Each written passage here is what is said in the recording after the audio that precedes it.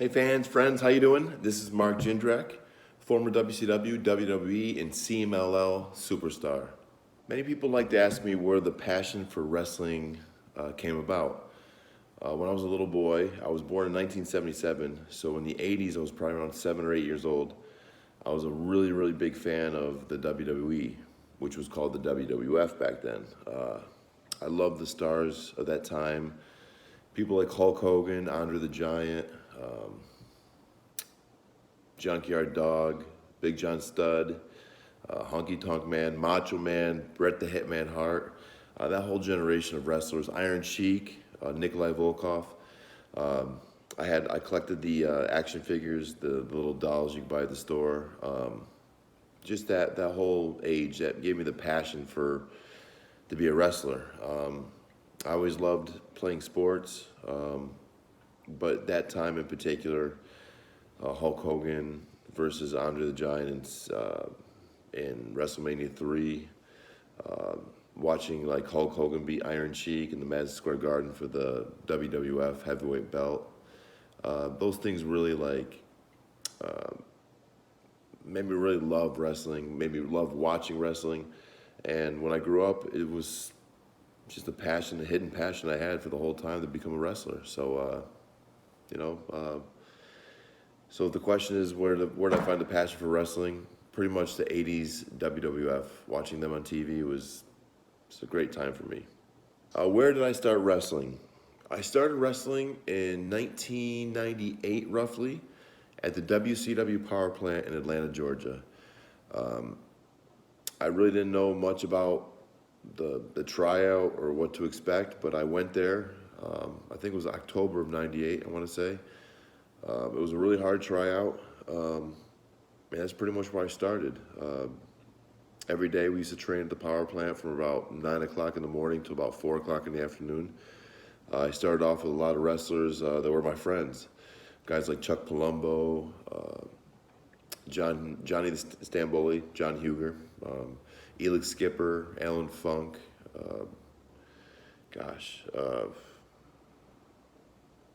who else?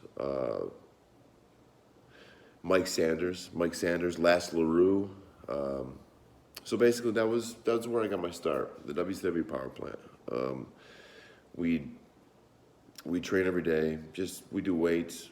There was like 3 or 4 different rings there, so different people worked on different stuff. It was also like, sometimes on the weekends we did shows. I remember we did like local shows in the Atlanta, Georgia area. That gave us experience, pretty much. Got us working in front of crowds, it was only 30 or 40 people sometimes, but it was better than nothing, so that was a good time. A lot of people ask me what were my most exciting moments in WWE. Let's see, I can't just narrow down to just one, I guess. So I'm gonna give you a different couple moments that were really special to me. One of the first moments was when I wrestled Undertaker. I wrestled Undertaker on SmackDown. At the moment, I was in the same stable, same group with Kurt Angle and Luther Reigns. So at this time, I think Kurt Angle had a feud with Undertaker. So one SmackDown, I had a chance to face Undertaker one-on-one. Unfortunately, I did not win, but just being in the ring with Undertaker was a great moment. He's absolutely one of the best, greatest wrestlers I ever got inside the squared circle. When I say he's an icon, he's probably the number one character, one or two besides Hulk Hogan, the greatest characters in WWE wrestling history, period. So that was very important to me. Another moment was I got a victory on SmackDown as well versus Eddie Guerrero. While also within the same group as Kurt Angle. Kurt Angle had a feud with Eddie Guerrero as well. So in that moment, I also got a chance to have a one-on-one match with Eddie Guerrero and on SmackDown, and victorious. Kurt Angle interfered, but it was still a victory, and I'm going to count it because it was a really special victory. Eddie, God rest his soul, was a very good friend of mine, and to share a ring with him was unbelievable. So that was a very special moment. And probably the last moment, or not last, but one of the last moments, my third moment, I want to say, is probably when Sean O'Hare and I won the tag team belts in New York City. We wrestled in, I believe it was Nassau Coliseum. It was a tag team tournament, battle royal, and he and I eliminated, I want to say, Rey Mysterio and Juventud Guerrero. So, yeah, we eliminated those guys, and we won the WCW Tag Team Championships. So that was probably one of the top 3 moments of my life in wrestling. Some of the wrestlers I enjoyed the most in growing up. First, I had a few watching. Okay, when I grew up, I really enjoyed watching Bret the Hitman Hart, the Hart Foundation, Bret the Hitman Hart and Jim Danville Neidhart. I also really enjoyed watching Hulk Hogan. If you were a kid in the 80s and you didn't like Hulk Hogan, then you had a problem. Hulk Hogan, I loved watching him, and Rick Rude, I really liked to watch Rick Rude. He had one of the best bodies in wrestling, and the way he'd move his body and stuff, I kind of mimicked him a lot in Mexico. But yeah, he was one of my favorite wrestlers as well, Rick Rude. Pretty much any characters in the 80s. I enjoyed watching all the characters in the 80s because they're such big characters, over-the-top characters. Coco Beware, Hercules, just like I can name 1,000. Macho Man, Dino Bravo, Junkyard Dog, Roddy Piper. All the wrestlers in that era were unbelievable. When I was wrestling in WWE, people I shared the ring with, Rey Mysterio, unbelievable person in and out of the ring. Again, Undertaker. Who else? Rob Van Dam was always cool. He was cool to wrestle with. Who else? Actually, the Dudleys were pretty cool. Garrison Cade and myself, and we had a run on WWE Raw for a while. We wrestled the Dudleys a lot of times. Hurricane Helms, Spike Dudley. I enjoy watching all those guys. You know, very, very few times, like, we all put our lives on the line for the fans, and so for the most part, most of the wrestlers were my friends, and I enjoyed watching them. So, but my favorites definitely from the 80s, Hulk Hogan, Rick Rude, Mr. Perfect, Kurt Hennig, and people I shared the ring with, Rey Mysterio, Eddie Guerrero, Undertaker, Rob Van Dam.